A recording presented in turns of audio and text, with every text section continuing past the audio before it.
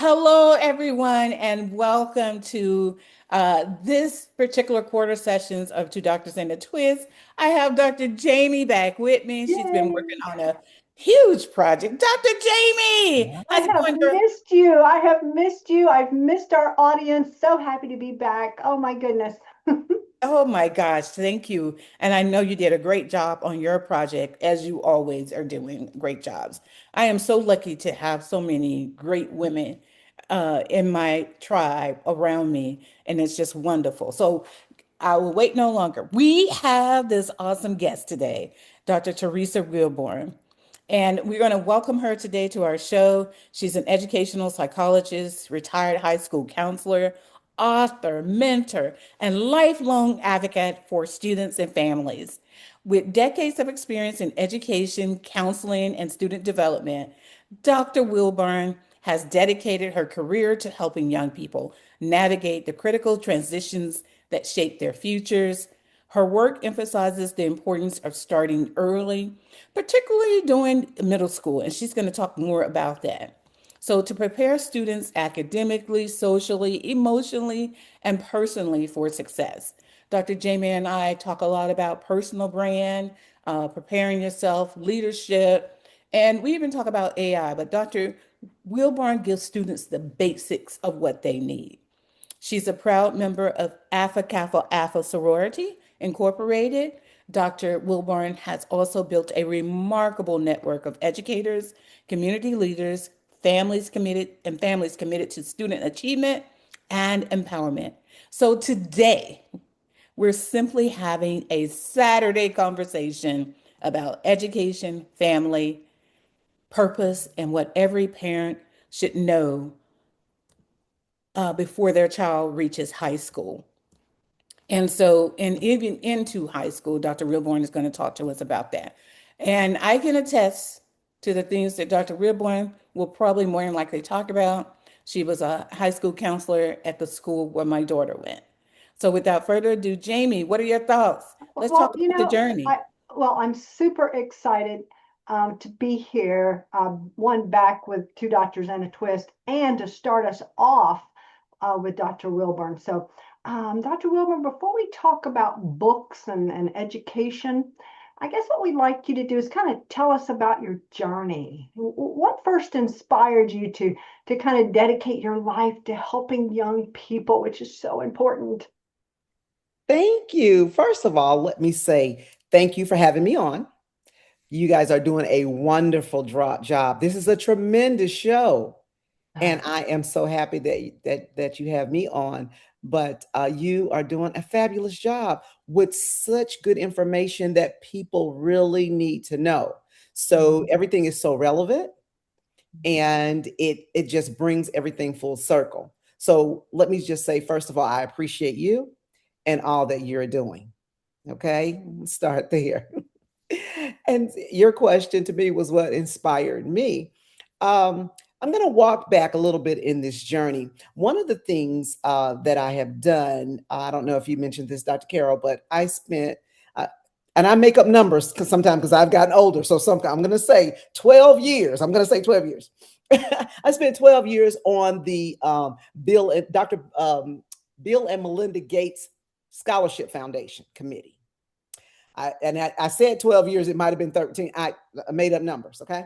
So I spent years on that scholarship committee with, and I was one of 22 African American educators selected out of the country to do this. So consistently, I was asked to do it for many years, where I would go up to Washington, D.C. and sit on this panel, and we would read through just numerous essays and very good candidates for this scholarship, because the Bill and Melinda Gates Foundation scholarship we call it the Cadillac of all scholarships, because what it does is it pays for, once a student is accepted into that scholarship foundation, their education is paid for through college and through any advanced degrees that they can get ever in life.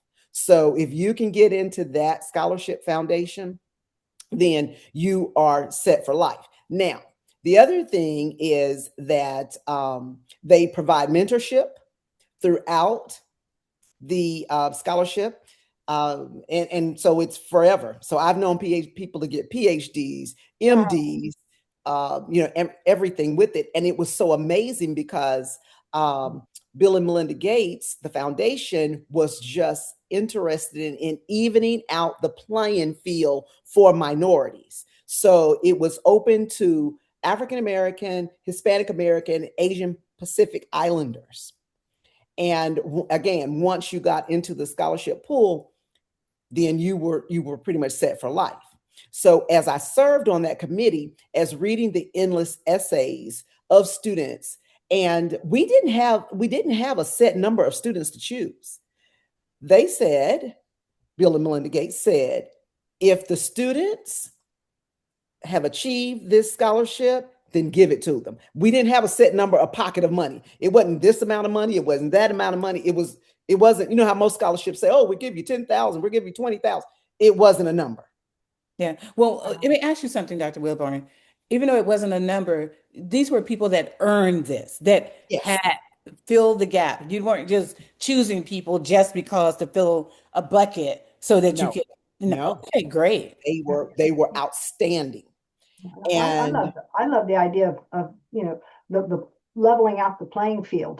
Not yes, just, I mean, with everybody, because everybody brings value. And I just love that. I'm so happy to hear about this and that you were part of it. So thank you. yes. And can you imagine having endless money to give out to students? Yeah, I wish I So had some of that endless money right now. Me too. I'd be giving it out too. I certainly would. exactly. So it was endless amount of money. We were like, wow. So as long as the student reached the goals and had deserved the scholarship, regardless if they were going to a state school, community college, or whether they were going to Yale, Harvard, or Columbia, it did not matter what the Okay. tuition cost was. So I found that, first of all, that was very inspiring for me. Yes. So as I would, go ahead and continue to, read about these fabulous students and, the essays that they would write, and many of them had tear-jerking experiences throughout life that would have them in. They had everything it took to go to college and succeed in life except for the money. Woo. That kind of reminds me of now what Powerful. we're about to go through, and I don't think we didn't mean to talk about this, but we are going through. I We, think that the school systems students, yes. Okay. people will not get the money that they need to go to college like they used to before, and Right. now it becomes a commodity. Education has just returned to being commoditized. You cannot have this just like it wasn't as freely as it won't be as Right. freely as it is now. So thank Right. you for sharing that. That is awesome. So tell us a little bit about middle school university. Tell us why you Okay. wrote that book. So I wrote Middle School University as a result of this, and it became an Amazon's bestseller. And my experience began in elementary school. I taught elementary school for about 9 years. I taught 2 years of kindergarten. I taught 2 years of first grade. I taught 1 year in the fifth grade and 5 years as an eighth grade middle school social studies teacher. So those are my teaching years. You bring that After, experience with you as well. So you know yes. exactly from experience what you're sharing here and why it's so important. My daughter's an elementary school teacher as well. What grade does she teach? First, second, third. Okay. And you can attest to her experiences as an elementary school teacher Yes. and what that life is like. I enjoyed it when I was young and thin, and I had the energy. But We it love it. probably wouldn't. Young and thin. Dr. Wilburn, you look great. Look at you. You look great over there. She I don't does. know what you're Oh, talking you about. look fabulous. Young and thin. Come on now. So you had to have the energy, like she said, her daughter teaches Yeah. elementary school. Yeah. The energy was great. I don't think they want to put me in a kindergarten classroom right now, but I'm saying all that to say, kindergarten, and I love that book. The best things I learned about life, I learned in kindergarten. That book, And some of those students still follow me even today. Some of them have come to my latest book launch, and they have bought my latest project. But I said all that to say, bringing all of that in for parents too. Parents But wait a sometimes. minute. Wait a minute. You said we can't miss this. Okay. You brought all of them. This is years later. They came and Today, they're still supporting you. today, Your students from first, second, and third yeah, grade. today. I when I Amazing. retired at 40, I make up numbers. So after I retired of like 38 years of being, You look good, so you can say the Oh, number. yeah. I had two of those students that were kindergarten students that came to my retirement party So you made and an gave their impact. testimonies at the You made an retirement. impact. Jamie, we got to document that one because I think we'd like to probably get more testimonies like that of how they Mhm. made that. But Yeah. we're going to talk about Dr. Rearborn today. But that impact there, that's a Yeah, show for us right that there. is, Well, that let me is. ask you this. Mhm. How far back can you remember elementary school? What teacher do you remember? Do you remember kindergarten? Let me just see. Like, do you remember kindergarten? I remember First my grade. What do you mean? third grade teacher, Mrs. Uh, Kupperman. Mrs. Okay, Snap for third, me was my third grade teacher, but Third before that, I grade. don't remember. Yeah, third grade. I remember I'm my having, third grade. this is a psychological test here I'm giving you. But Yeah, Mrs. yeah, Snap. Hmm. if you think about the, the two elementary school teachers that you mentioned, and third grades are a very important year, you remember that person because they left an impression on your life. Mm-hmm. And elementary school teachers they have a very special place in my heart. So, like, Yeah. Well, I so, remember Miss Kupperman because I got my first spanking from my mom oh, because Miss wow. Kupperman said that I could do better. Oh, wow. But she was right. And so from that experience, it taught me to always be on task, to know that you can always do better, never Wow. settle for mediocrity, always Wow. look for the best. Yes. But anyway, I'm And, sorry. and Jamie remembered third grade as well. I do remember third grade, and she was just so kind and just a soft spoken, just really embraced everybody. We all knew how much she loved us, and I just couldn't wait to see her every day. And Wow. I found that I really enjoyed the teaching profession, and I guess it because to me it's a calling. It just Yes. is. Yes. And Absolutely. I didn't realize that till years later, and I've been teaching for 20 years. I absolutely love it. It was a calling for my daughter as well. Yes. She went into a different field in college and then changed her path. So I mean, when you have a teacher that connects with a Students. young mind like that, it Yes. it, it is just it just escalates, and it's like Yes. a domino effect for the rest of their life. Right. Right. Yeah. And So that's how, go ahead, Marilyn. go ahead. Go ahead. No, I Dr. was going to say that. So that's how all of what you're saying is the birth of middle school university. I spent, like I said, 5 years in the eighth grade, teaching eighth grade, and I just kind of thought, what next? What Mm. next? Oh. My undergraduate degree is from Spelman College, in which I, was in social studies education at Spelman. But I knew after 10 years, and what I couldn't figure out at that time in my life was because I felt that teaching and education was a very, a very important profession, but we didn't make the money. We did not make the money, You and still don't. I was like, why do the most important person that develop live, why they don't make money? And so I did more research on that, and that's when I went back and got an MBA. So Mm. I have an MBA because everybody who had graduated from Spelman with me, who had business degrees, were making a ton of money. One of them I'm going to mention right now, who's Dr. Rosalind Gates Brewer, who was the CEO of Starbucks, and she came out, she graduated with me. Oh, that's wonderful. Yes. Wow. And she became the CEO of Starbucks and Walmart. Wow. She did both of those. Wow. And now she's the sitting interim president at Spelman College. But anyway, I'm saying all that to say Roz and I came out the same year. We know each other very well. And I was like, after 10 years of being out of school, I was like, why is Roz making millions of dollars? We did the same degree. What are we doing?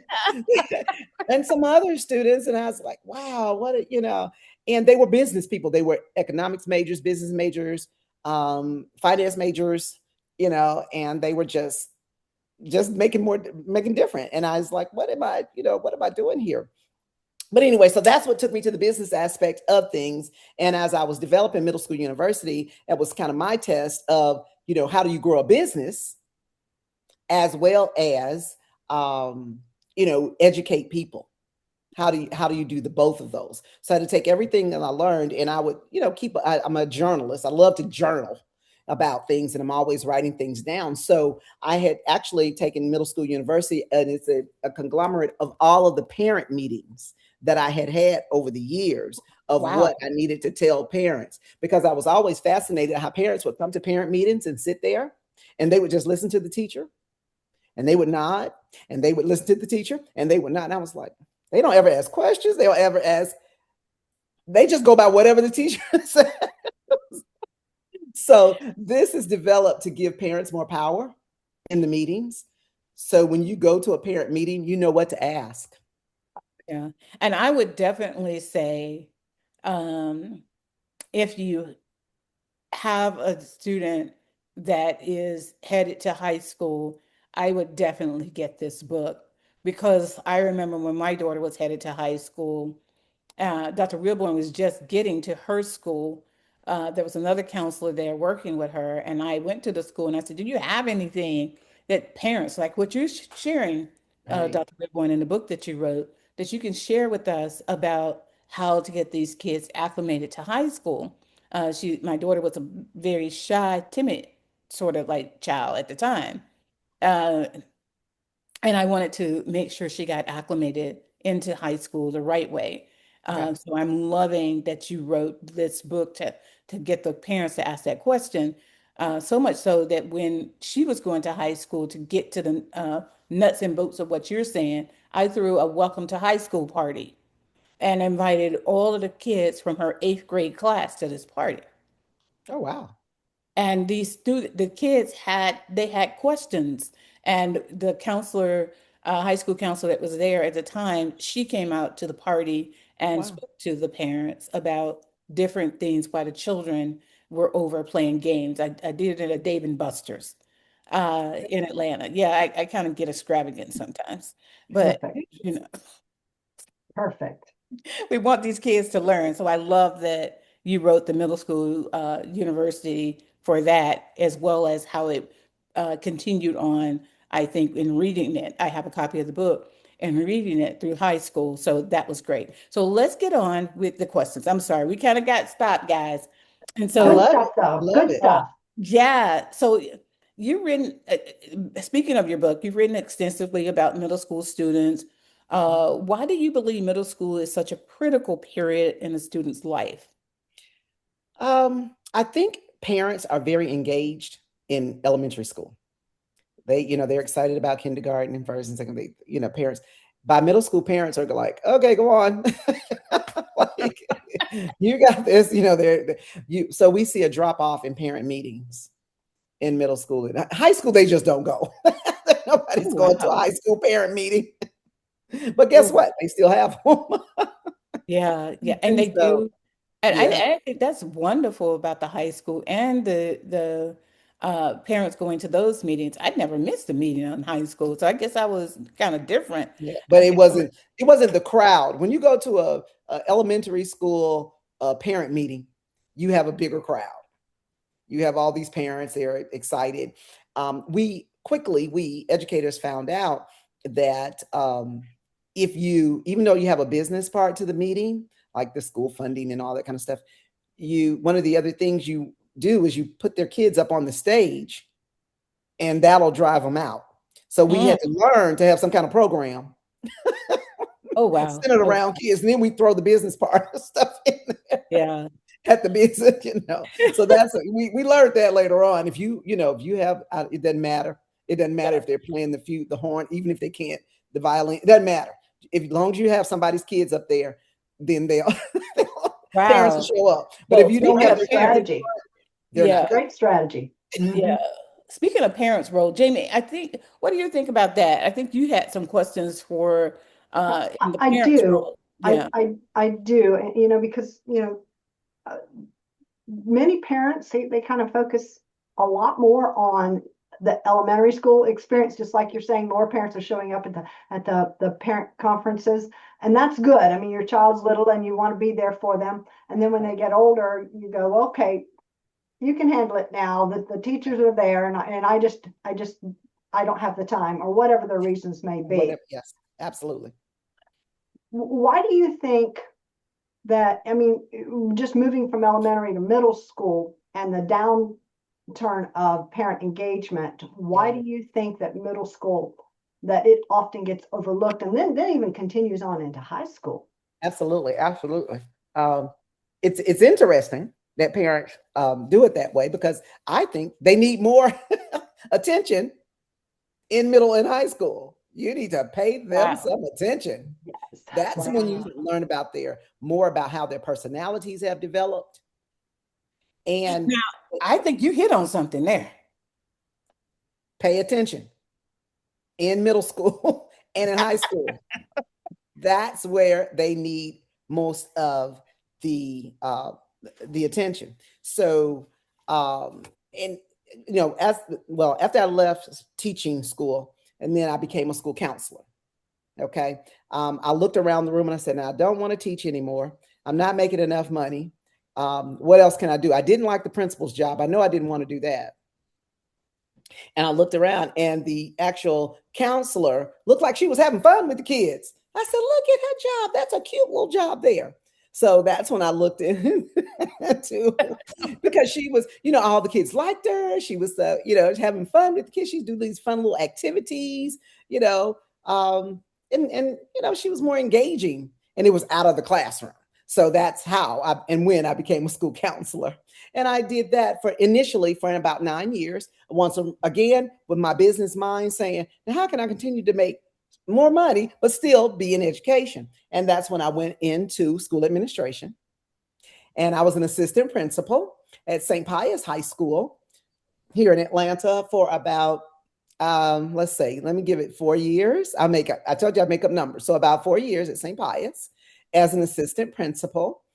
Because I did 14 years in Catholic school before I went to public school. And then I left there and went to public school at Norcross High School here in North Atlanta.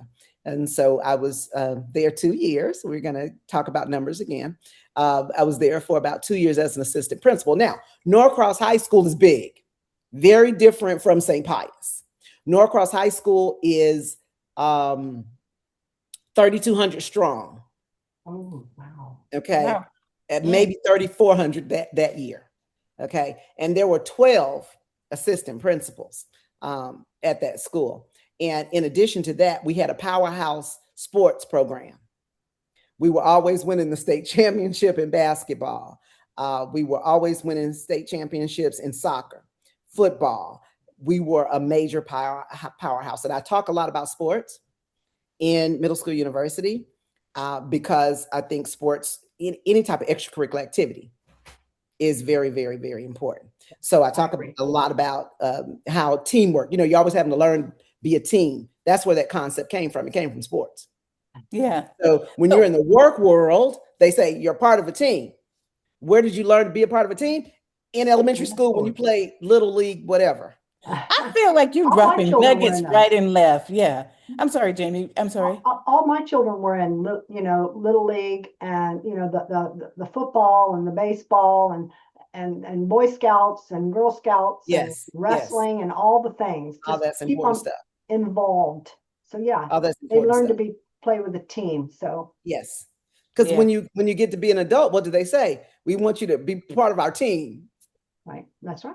And in your mind, you go back to when you were in whatever Yeah. situation where when you were That part of. that is true. That is true. You're dropping nuggets. And on nuggets, what I mean by that is I get it. keep the kids involved. Get Mhm. Yes. involved. Pay Yes. attention to your children, Yeah. especially in the middle school and high school years. Right. That's when you want to be around them and having conversation more, and Yes. maybe at the dinner table more with them. Yes. Now, how do you think technology has impacted? This wasn't one of my questions, but I got to ask it. How do you think technology impacted all of this? Impacted all of The schooling education. and Oh, everything that you're saying about education. yeah. Technology has changed the face of education and will continue to. We as educators had to learn the technology game, and I think we educators are always behind the technology game. We're always in schools, we're always having to learn to catch up. Technology is out there, and then we go try to chase it and find it. So um, it changed what the classroom looks like. Look at this. It's changing how we're doing this Right. conversation. We're on a Zoom conversation in different parts of the country. But so it has changed how teachers teach. You now have online education. Many schools now are starting online education as low as fourth grade. So you can go full time. I know in Gwinnett County here in Georgia, and now in Rockdale County, you can start your child in fourth grade online. Now, initially, those homeschool programs and those online programs were designed for parents who wanted to educate their students at home for a variety of reasons. But now technology has taken over, and I think COVID Right. forced us home, and we educators had to figure it out. How are you going to educate these students? And they're at home because guess what? They're at home. Yeah. So Do you technology think has. that, I'm sorry, do you think that AI can help with some of the areas where there's a workload with teachers and counselors? Yes, I think they can take away the administrative part of the job, or they can help with the administrative part of the job. But the things that are important, the things that both of you said earlier, the humanistic part of it, Right. Yes. that's kind of a dangerous, it can't take it away, according to me. Right. But I who's agree to read? with you. I don't think it can. However, Mhm. there are lots of testing out there with AI, how to make it more humanistic. It's still Yeah. not the same. You still need the human connection. Okay. I think you We still need are to, people. We want that connection. We're built Yes. that way, and we'll look for Yes. that. I yeah, don't think AI is ever going to remove that. Okay. no, I'm glad but to hear you say that. yeah, but it can help with the teaching load, I think. Yes. But as Oh, far as absolutely. having Absolutely. the one-on-ones with the Absolutely. students and things of that nature, that's where it becomes very important, I Well, it's think. interesting. I follow this guy on I can't think of his name on social media, and he's a very hands-on type of school principal. And one Mm-hmm. of the things he's making his school go back to this year, he's making them go back to pen and paper. He's throwing away the tablets next year. Mm. And yeah, because one of the things, we took cursive writing out a couple of years ago, I but know. it took away the hand-eye coordination. It took away that development. And now we're seeing kids who don't have good coordination as they Mm. grow up Yeah. because they didn't learn to write. They didn't have all that penmanship. And Mm-hmm. penmanship taught you discipline. Yeah. Right. Well, as we wrap up, Dr. Jamie, you have any other questions you wanted to ask Dr. Wilburn? Well, I know your newest book, it guides parents through supporting their children and beginning in the middle school years. Yes, this middle school university, this actually is my older publication. Okay. Starts at sixth grade. And Okay. it says what to do in sixth grade, what to look for in your student in sixth grade, what to ask the teachers when you go to the parent conference. So- And this is kind of like a journal. You keep it on your child. So by the time they reach Oh, 12th grade, you have a whole little journal about okay. them from sixth all the way up to 12th grade. One of the things I say every year, though, as you learn about your child, is to take them to a college campus every year, Every starting in year. sixth grade. Okay. It says, "Have you visited a college lately?" Wow. Okay. Just So, right. so, so based on what you're sharing in the book, what does, real meaningful parental involvement, what does it really look like from your perspective and your experience? Again, keeping you keeping your records for one, and keeping good records. And I tell parents, keep a shoebox over there, and every year, every semester, throw a hard copy of that report card in that shoebox, and keep it. And then go take it with you when you go back to even if you have to go to another school or transfer schools or something, you still have a hard copy, your own hard copy of what your child did in sixth grade, seventh grade, eighth grade. So I think that experience helps a parent. So too, when they get to 11th and 12th grade, they're not panicking. Oh my God, college. Kind of, so you've kind of been on, you've been on top of things over the years. Okay, good. Oh, Excellent awesome. advice. Awesome. So I understand that you have one more book that you just published. And what is that book about? Yes, this one is called From Vision to Victory. And it's actually a personal journal. Again, I like to journal, but it's a personal journal and a lot of my students, like I said, I've had them journal over the years, came to the book launch. And this one was done in March, book launch in March. And Mhm. it sold out on the day of launch. So congratulations. yeah, so Yes. it's there now and on the website. I didn't sell it through Amazon this time because it's a binded publication. Okay. So But we yeah, will From make Vision to sure. Victory is a more of an adult publication that helps you vision, and it has journal prompts in there for you to do throughout the month. It keeps up with your daily life for you to reach all the things that you have envisioned in your life. Because the other thing I've always done is vision boards, and I did that with even kindergarten students. I did it with middle school students, but always having a vision. Yeah, Wow. I love that. So Yeah. what's next, Dr. Wilburn? What's next for you? I'm glad you asked that. I have two projects going on. I'm going to add a chapter to Middle School University on NIL, which Okay, for sports, all right. the image and likeness, and because now college sports is driven by the money that it brings in. So teaching parents what NIL is, their name, their image, and their likeness. How social media plays into that high school and college as you become sports. I've had several students that have gone to the NBA and the NFL. Wow. So yeah, so those were always fun times. Being a counselor for those students, and so that's a different type of student. That is a student athlete. That's really a Yes, Big Ten type of. That's a different app. That's a it different. is. It is. Mhm. And it's a Yeah. different parent. And I never tell parents that their kids are not going to be NBA or NFL players because they might. You never But know. usually we know early on who Yeah. are who the big ones are. But I would never tell anybody they're not going to the NBA because they come in, they'll say, "I'm going to the NBA." I say, "Absolutely, let's go." Mhm. I know You that's got right. this. I Yep. know that's right. Well, Absolutely. Dr. Wilburn has lots of great stories. We are going to feature her stories and a little more information in our July issue of Live magazine. And so you'll have an opportunity to read more about Dr. Wilburn there. But until then, Dr. Wilburn, thank you for spending part of your Saturday with us. Your wisdom One reminds. more thing I want to mention, another Okay. project that I have that's really big, and it's called Bridge the Badge. And Bridge the Badge is a program for um, school resource officers where I go in and teach them how to be mentors to kids. Oh, And nice. there's a team of us that, yeah, we did it in Chatham County schools in Savannah last year. And so now we have an opportunity to present in front of the Georgia School Resource Officers Convention that's coming up in Columbus, Georgia in about 2 weeks. So Bridge to Badge, look for that program.